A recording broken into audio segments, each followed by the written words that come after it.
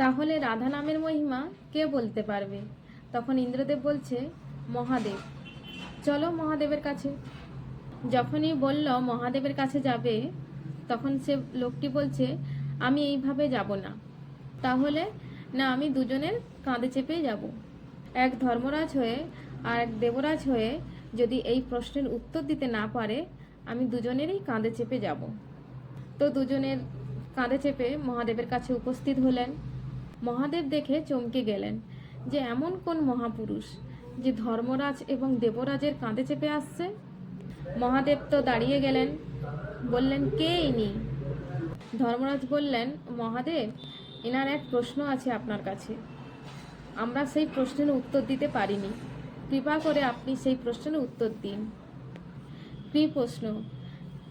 হে দেবাদিদেব, আমার একটি প্রশ্ন, এই সংসারে রাধা নামের মহিমা কি, তা আমাকে বলুন। রাধা নাম নিলে কি হয়? মহাদেব বলল, সে তো আমিও জানি না। সে কি, মহাদেবও জানেন না? তাহলে কে বলতে পারবেন? বললেন, ব্রহ্মাজি দীর্ঘদিন ধরে রাধারানীর উপাসনা করেছেন, নিশ্চয়ই উনি রাধা নামের মহিমা জানেন। উনি রাধা নামের মহিমা কি বলতে পারবেন। তাহলে চলো ব্রহ্মার কাছে। তখন সেই লোকটি বলছে, এইভাবে আমি যাব না, আমি তিনজনের কাঁধে চেপে যাব। তো এইবার তিনজনের কাঁধে চেপে ব্রহ্মাজির কাছে গেলেন। তো এইভাবে তিনজনের কাঁধে চেপে চলছেন এবং ব্রহ্মাজির কাছে গিয়ে উপস্থিত হলেন। পরমপিতা ব্রহ্মাও দেখে চমকে গেছেন।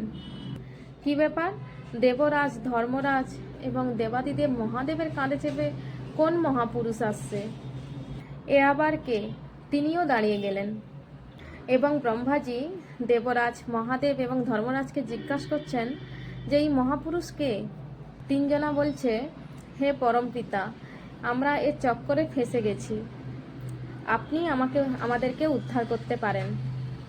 তখন ব্রহ্মাজি বলছেন, কেন, কি হয়েছে? এনার একটা প্রশ্নের উত্তর দিতে পারিনি আমরা, আপনি কৃপা করে এর প্রশ্নের উত্তর দিন। তখন ব্রহ্মাজি বলছেন, কি প্রশ্ন? তখন সেই লোকটি বলছেন, হে জগৎপিতা, আমার একটি প্রশ্ন। তখন ব্রহ্মাজি বলছেন, কি? রাধা নামের মহিমা কি, আমি তা জানতে চাই। ব্রহ্মাজি বললেন, সে তো আমিও জানি না। তাহলে কে বলতে পারবে? একমাত্র স্বয়ং গোবিন্দ বলতে পারবেন যে রাধা নামের মহিমা কি।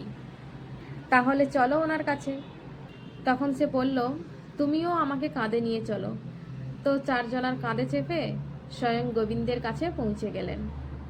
যখনই ভগবানের কাছে গিয়ে উপস্থিত হয়েছেন, ভগবান তখন হাসছেন। সবাই তো ভগবানকে প্রণাম করলেন।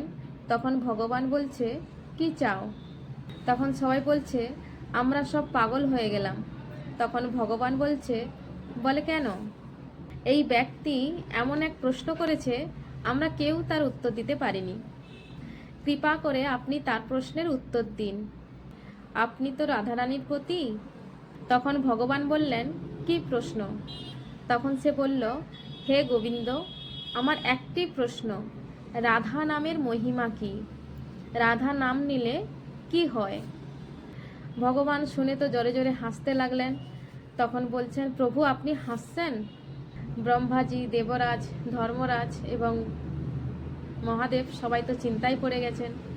চারজন বলছে, আমরা চিন্তায় আছি আর আপনি হাসছেন। ভগবান বললেন, এখনো পর্যন্ত বুঝতে পারলে না তুমি? তখন সেই ব্যক্তি বলছে, হে প্রভু, আমি এখনো পর্যন্ত বুঝতে পারলাম না। আরে বোকা, এই রাধা নাম নিতে নিতে চারজনের কাঁধে চেপে তুই আমার কাছে চলে এসেছিস এবং তুই আমার ধামে চলে এসেছিস। এর থেকে বড় মহিমা আর কি হতে পারে? সবাই একবার প্রেম সে বলো, রাধে রাধে।